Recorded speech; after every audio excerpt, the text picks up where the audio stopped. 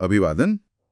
आज हम मानव शरीर के उस बुनियादी ढांचे पर बात करेंगे जो हमें आकार देता है, सीधा रखता है और चलने फिरने में मदद करता है। मतलब हमारी कंकाल प्रणाली, ह्यूमन स्केलेटल सिस्टम।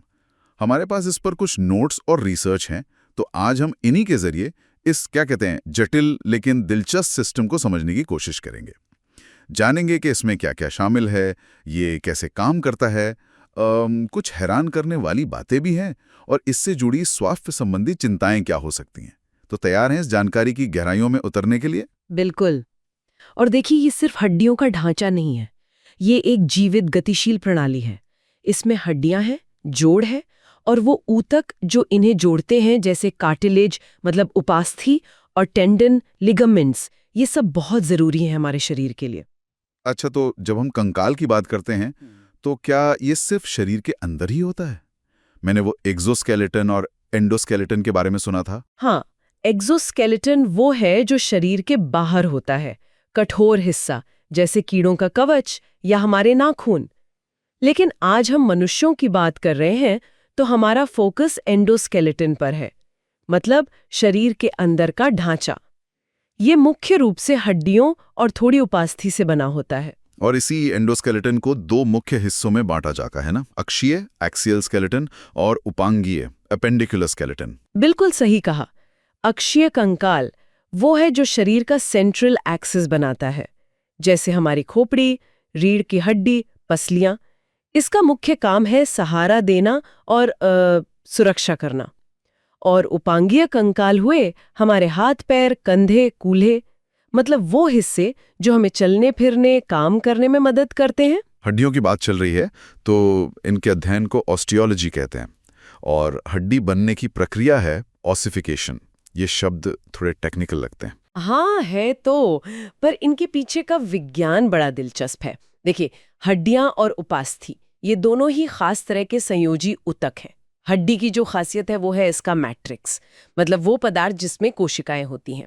ये मैट्रिक्स लगभग 25% पानी, 25% कोलेजन फाइबर और करीब 50% खनिज लवणों से बना है। ओह, 50% खनिज लवण। शायद इसीलिए हड्डियां इतनी मजबूत होती हैं। बिल्कुल। इसमें मुख्य रूप से कैल्शियम फॉस्फेट होता है। यही हड्डी को वो कठोरता और मजबूती देता है। लेकिन वो 25% कोलेजन फाइबर भी बहुत जरूरी है। वो हड्डी को थोड़ी लचक देते हैं ताकि वो एकदम से टूट ना जाए। मतलब मजबूती और लचक का एक अच्छा संतुलन है ये। हड्डियों के अलावा आपने लिगामेंट्स और टेंडन्स का भी जिक्र किया था। ये क्या करते हैं? अक्सर चोट लगने पर सुनते हैं इनके बारे में। हाँ, ये भी संयोजी ऊतक है और जोड़ों के लिए बहुत अहम है। लिगामेंट्स ये कोलेजन फाइबर से बने होते हैं और इनका काम है एक हड्डी को दूसरी हड्डी से जोड़ना। ये जोड़ों को स्थिरता देते हैं और उन्हें अपनी जगह पर रखते हैं। अच्छा, जैसे रस्सी से बांधा हो। और टेंडन्स? टेंडन्स अलग है। ये भी मजबूत रेशेदार ऊतक है, कोलेजन से ही बने हैं, लेकिन ये मांसपेशियों को हड्डियों से जोड़ते हैं। जब हमारी मांसपेशी सिकुड़ती है तो टेंडन वो खिंचाव हड्डी तक पहुंचाता है और हड्डी हिलती है, हम मूव कर पाते हैं। अच्छा, ये समझने का बढ़िया तरीका है। अब आते हैं हड्डियों की गिनती पर। एक वयस्क इंसान में 206 हड्डियां होती हैं, ऐसा कहते हैं। सही है ये? जी हाँ, आमतौर पर यही संख्या मानी जाती है, 206 हड्डियां।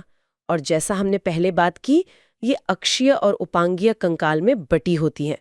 अक्षीय कंकाल यानी शरीर के बीच वाले हिस्से में 80 हड्डियां होती हैं। 80? क्या क्या आता है इसमें? देखिए, इसमें हमारी खोपड़ी की हड्डियां हैं जो दिमाग को बचाती हैं, चेहरे को आकार देती हैं, और कान की वो छोटी छोटी हड्डियां भी हैं जो सुनने में मदद करती हैं। फिर हमारी पसलियां हैं छाती के अंगों की सुरक्षा के लिए, और सीने के बीच की हड्डी स्टर्नम। और हाँ, सबसे जरूरी हमारी रीढ़ की हड्डी, वो कई छोटी हड्डियों वर्टिब्रे से बनी है। और बाकी की 126 हड्डियां हुई उपांगीय कंकाल में। ठीक कहा, 126 हड्डियां, 60 ऊपरी अंगों में, 60 निचले अंगों में, और फिर कंधे और कूल्हे की हड्डियां मिलाकर ये हमारे हाथ, पैर, कंधे, कूल्हे, मतलब वो सब जो हमें चलने फिरने, चीजें उठाने में मदद करते हैं। हड्डियों के बारे में कुछ मजेदार बातें भी हैं, जैसे सबसे लंबी हड्डी तो फीमर है, जांग वाली, और सबसे छोटी वो है स्टेपीज, कान के अंदर होती है, मध्य कान में। 3 छोटी हड्डियों में से एक है ये। इतनी छोटी कि शायद चावल के दाने से भी छोटी। कमाल है, इतनी छोटी हड्डी और सुनने जैसा काम। और मजबूती में कौन आ गया है? वजन सहने के हिसाब से देखें तो टिबिया, जो पिंडली की हड्डी है, वो काफी मजबूत है। लेकिन अगर चेहरे की बात करें तो सबसे मजबूत हड्डी है मैंडिबल, निचला जबड़ा। अरे हाँ। और दिलचस्प बात यह है कि खोपड़ी में यही एकमात्र हड्डी है जो हिल सकती है। इसी से हम चबाते हैं, बोलते हैं। अरे हाँ। और वो फनी बोन कोहनी पर लगती है तो करंट जैसा लगता है। मेरे नोट्स में भी था कि ये असल में हड्डी है ही नहीं, ये तो अल्नर नर्व है। बिल्कुल सही। ये एक आम गलतफहमी है। वो नस दबने से अजीब सी झंझनाहट होती है। और शरीर के सबसे कठोर पदार्थ की बात करें तो वो हड्डी नहीं, डेंटिन है। दांतों में होता है, इनामल के नीचे। अच्छा, हड्डियों के आकार भी तो अलग अलग होते हैं ना? हाँ। कुछ चपटी, कुछ लंबी। स्टर्नम, ये चपटी हैं। सुरक्षा देने या मांसपेशियों को जुड़ने के लिए बड़ी सतह चाहिए, तो ये वैसी हैं। हाथ पैरों की हड्डियां लंबी हैं, लीवर की तरह काम करती हैं गति के लिए। कलाई और टखने में छोटी क्यूब जैसी हड्डियां हैं, कार्पल्स और टार्सल्स। ये मजबूती और थोड़ी लचक देती हैं। और कुछ सिस्मॉइड हड्डियां भी होती हैं, जैसे घुटने की कटोरी, पटेला। ये टेंडन के अंदर ही बनती हैं, उसे घिसने से बचाने के लिए। हड्डियां बाहर से तो एकदम ठोस दिखती हैं, पर अंदर से क्या वो पूरी तरह सॉलिड होती हैं? देखिए, ये काफी दिलचस्प है कि हड्डियां अंदर से खोखली या स्पंजी होती हैं।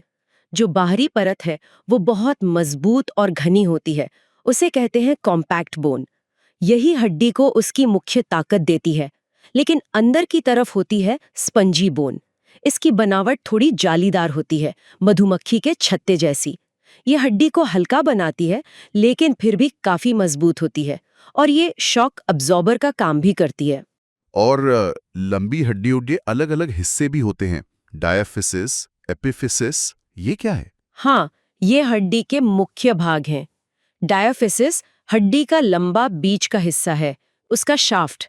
ये ज्यादातर कॉम्पैक्ट बोन का बना होता है। एपिफिसिस हड्डी के दोनों सिरे होते हैं, जहां वो दूसरी हड्डियों से जुड़कर जोड़ बनाते हैं। ये ज्यादातर स्पंजी बोन से बने होते हैं। और मेटाफिसिस, वो कहाँ होता है? मेटाफिसिस डायाफिसिस और एपिफिसिस के बीच का हिस्सा है। बच्चों और किशोरों में यहीं पर एपिफिसियल प्लेट होती है। ये कार्टिलेज की एक परत है जहां से हड्डी लंबाई में बढ़ती है। बड़े होने पर ये प्लेट हड्डी बन जाती है। हड्डियों के सिरों पर जहां वे जोड़ों में मिलते हैं, वहां भी कुछ खास होता है ताकि वो आसानी से हिल सके। हाँ, उन सिरों पर आर्टिकुलर कार्टिलेज की एक चिकनी परत चढ़ी होती है। ये हाइलिन कार्टिलेज होता है। इसका काम है बिल्कुल चिकनी सतह देना, ताकि हड्डियां बिना रगड़ खाए मूव कर सकें। और ये कुशन की तरह झटकों को भी सोखता है। और हड्डी की बाहरी सतह, क्या उस पर भी कोई कवरिंग होती है? बिल्कुल। हड्डी की बाहरी सतह पर, जहां आर्टिकुलर कार्टिलेज नहीं होता, एक मजबूत झिल्ली होती है, पेरियोस्टेम कहते हैं उसे। ये बहुत महत्वपूर्ण है। ये हड्डी की रक्षा करती है। इसमें खून की नसें होती हैं जो हड्डी को पोषण देती हैं। इसमें नसें भी होती हैं जिससे हड्डी में दर्द महसूस होता है। और इसमें खास कोशिकाएं होती हैं जो हड्डी टूटने पर उसे ठीक करने में मदद करती हैं। लिगामेंट्स और टेंडन्स भी इसी परत से जुड़ते हैं। और हड्डी के अंदर जो खाली जगह होती है, जिसे मैरो कैविटी कहते हैं। हाँ, मैरो कैविटी या मेडुलरी कैविटी, ये लंबी हड्डी के शाफ्ट मतलब डायाफिसिस के अंदर होती है। वयस्कों में इसमें मुख्य रूप से पीला अस्थि मज्जा, येलो बोन मैरो होता है, जो ज्यादातर फैट यानी वसा होता है। हालांकि कुछ हड्डियों के स्पंजी हिस्से में लाल अस्थि मज्जा, रेड बोन मैरो भी होता है। और ये बहुत जरूरी है क्योंकि यहीं पर हमारी रक्त कोशिकाएं बनती हैं। लाल रक्त कोशिकाएं, सफेद रक्त कोशिकाएं, प्लेटलेट्स। लाल अस्थि मज्जा, रेड बोन मैरो, ये सबसे ज्यादा कहाँ पाया जाता है फिर? वयस्कों में लाल मज्जा मुख्य रूप से चपटी हड्डियों में होता है, जैसे कूल्हे की हड्डी, इलियम इसी का हिस्सा है। स्टर्नम में, पसलियों में, खोपड़ी में और रीढ़ की हड्डियों में। लंबी हड्डियों के सिरों एपिफेसिस में भी कुछ होता है, जैसे फीमर में। अच्छा, और इस मैरो कैविटी के अंदर भी कोई परत होती है? हाँ, मैरो कैविटी की अंदरूनी सतह को एक पतली झिल्ली ढकती है, जिसे एंडोस्टियम कहते हैं। इसमें भी हड्डी बनाने वाली और हड्डी को तोड़ने वाली कोशिकाएं होती हैं। ये हड्डी के रीमॉडलिंग में मदद करती हैं, मतलब पुरानी हड्डी हटाकर नई बनाने की प्रक्रिया में। हमने हड्डियों की बात की, लेकिन वे हरकत कैसे करते हैं? यहीं पर जोड़ों का काम आता है ना? वो जगह है जहां 2 या 2 से ज्यादा हड्डियां मिलती हैं। बिल्कुल, जोड़ ही हमें गति देते हैं, लेकिन यही वो जगहें भी हैं जहां अक्सर समस्याएं पैदा होती हैं।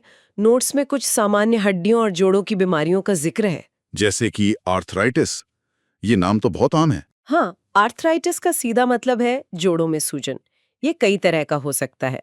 एक है साइनोवाइटिस, इसमें जोड़ के अंदर की झिल्ली साइनोवियल मेम्ब्रेन, उसमें सूजन आ जाती है। इससे दर्द होता है, सूजन होती है। और रूमेटॉइड आर्थराइटिस, वो क्या है? रूमेटॉइड आर्थराइटिस एक अलग तरह की चीज है।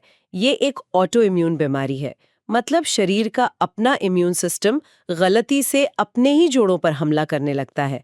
इससे उनमें सूजन, दर्द और धीरे धीरे नुकसान होता है। ये शरीर के दूसरे हिस्सों पर भी असर डाल सकती है। एक और बीमारी है, गाउट। हाँ, इसका भी जिक्र है। गाउट तब होता है जब खून में यूरिक एसिड बहुत बढ़ जाता है। फिर उसके क्रिस्टल जोड़ों में जमा होने लगते हैं, खासकर पैर के अंगूठे में। ये क्रिस्टल सुई जैसे चुभते हैं और अचानक बहुत तेज दर्द, सूजन, लालिमा पैदा करते हैं। और ऑस्टियोआर्थराइटिस, क्या ये सिर्फ बुढ़ापे में होता है? ऑस्टियोआर्थराइटिस सबसे आम तरह का आर्थराइटिस है, और हाँ, ये उम्र के साथ बढ़ता है, पर सिर्फ बुढ़ापे की बीमारी नहीं है। ये होता है जोड़ों के बीच की गद्दी यानी आर्टिकुलर कार्टिलेज के धीरे धीरे घिस जाने से। जब कार्टिलेज घिस जाता है तो हड्डियां आपस में रगड़ने लगती हैं। इससे दर्द होता है, अकड़न आती है, सूजन होती है। इसे वेयर एंड टेयर आर्थराइटिस भी कहते हैं। हड्डियों की कमजोरी से जुड़ी भी एक स्थिति है, ऑस्टियोपोरोसिस। हाँ, ऑस्टियोपोरोसिस। इसका मतलब है छिद्रपूर्ण हड्डियां। इसमें हड्डियां पतली और कमजोर हो जाती हैं। इससे उनके टूटने, फ्रैक्चर होने का खतरा बहुत बढ़ जाता है, खासकर कूल्हे, कलाई और रीढ़ की हड्डी में। ये महिलाओं में मेनोपॉज के बाद ज्यादा आम है, क्योंकि एस्ट्रोजन हार्मोन कम हो जाता है, जो हड्डियों को बचाने में मदद करता है। कुछ और गंभीर स्थितियों का भी जिक्र है, जैसे हाइपरकैल्सीमिया ऑफ मैलिग्नेंसी और पेजियट्स रोग। होता है जब कुछ तरह के कैंसर, खासकर जब वो फैल जाते हैं, तो खून में कैल्शियम का लेवल बहुत बढ़ा देते हैं। ये एक गंभीर स्थिति हो सकती है। और पेजियट्स रोग में हड्डी के रीमॉडलिंग की प्रक्रिया गड़बड़ा जाती है। पुरानी हड्डी बहुत तेजी से हटती है और उसकी जगह जो नई हड्डी बनती है वो ठीक से नहीं बनती, कमजोर होती है। इससे हड्डियों में दर्द, टेढ़ापन और फ्रैक्चर हो सकते हैं। वाकई कंकाल प्रणाली को स्वस्थ रखना बहुत जरूरी है। कुछ और छोटी छोटी बातें थी नोट्स में, जैसे कंधे की एक मुख्य मांसपेशी है सुप्रास्पैनेटस। पसलियों के बीच 11 जोड़ी इंटरकॉस्टल मांसपेशियां होती हैं और उंगलियों की हड्डियां फॉलेंजेस की संख्या एक हाथ में 14 होती है। हाँ, ये सब मिलकर हमारी पूरी मस्कुलोस्केलेटल प्रणाली बनाते हैं। एक और जरूरी बिंदु है सार्कोमियर। ये हमारी कंकाल की मांसपेशियों और दिल की मांसपेशियों में भी संकुचन की सबसे छोटी इकाई है। इसी की वजह से मांसपेशियां सिकुड़ पाती हैं। और एक बात जो उपास थी, कार्टिलेज के बारे में ध्यान रखने वाली है, इसमें अपनी खून की सप्लाई नहीं होती। इसलिए अगर कार्टिलेज में चोट लगती है तो उसे ठीक होने में बहुत टाइम लगता है, क्योंकि पोषण और मरम्मत करने वाली कोशिकाएं वहां आसानी से नहीं पहुंच पाती। तो ये थी हमारी मानव कंकाल प्रणाली पर एक गहरी नज़र। हमने देखा कि ये सिर्फ हड्डियों का ढांचा नहीं है, ये एक जटिल और गतिशील प्रणाली है। इसमें हड्डियां, जोड़, कार्टिलेज, लिगामेंट्स, टेंडन्स सब मिलकर काम करते हैं। हमने इसकी संरचना, काम और कुछ रोचक तथ्य और स्वास्थ्य से जुड़ी चिंताएं भी समझी। वाकई काफी कुछ सीखने को मिला। बिल्कुल, ये प्रणाली हमें सहारा देती है, हमारे ज़रूरी अंगों को बचाती है, हमें चलने फिरने लायक बनाती है, कैल्शियम जैसे खनिज जमा करती है और यहाँ तक कि हमारा खून भी बनाती है। जैसा कि स्रोत सामग्री से पता चला, ये बहुत बहुआयामी है। इसे हमारे पूरे स्वास्थ्य के नज़रिए से देखना ज़रूरी है। अगर हमारी हड्डियां और जोड़ स्वस्थ हैं, तो हम ज़्यादा एक्टिव और सेहतमंद जीवन जी सकते हैं। इस जानकारी को सुनने वालों के लिए आगे सोचने का एक बिंदु ये हो सकता है, हमारी कंकाल प्रणाली शरीर की दूसरी प्रणालियों से कितनी गहराई से जुड़ी हुई है। जैसे हमने बोन मैरो में खून बनने की बात की, ये सीधे सर्कुलेटरी सिस्टम से जुड़ा है। खोपड़ी और रीढ़ की हड्डी दिमाग और स्पाइनल कॉर्ड को बचाती हैं, ये नर्वस सिस्टम से जुड़ा है। मांसपेशियों के बिना हड्डियां हिल नहीं सकती, ये मस्कुलर सिस्टम से जुड़ा है। इन आपसी संबंधों के बारे में सोचना दिलचस्प हो सकता है कि कैसे एक का स्वास्थ्य दूसरे पर असर डालता है। इस गहन विश्लेषण के लिए धन्यवाद।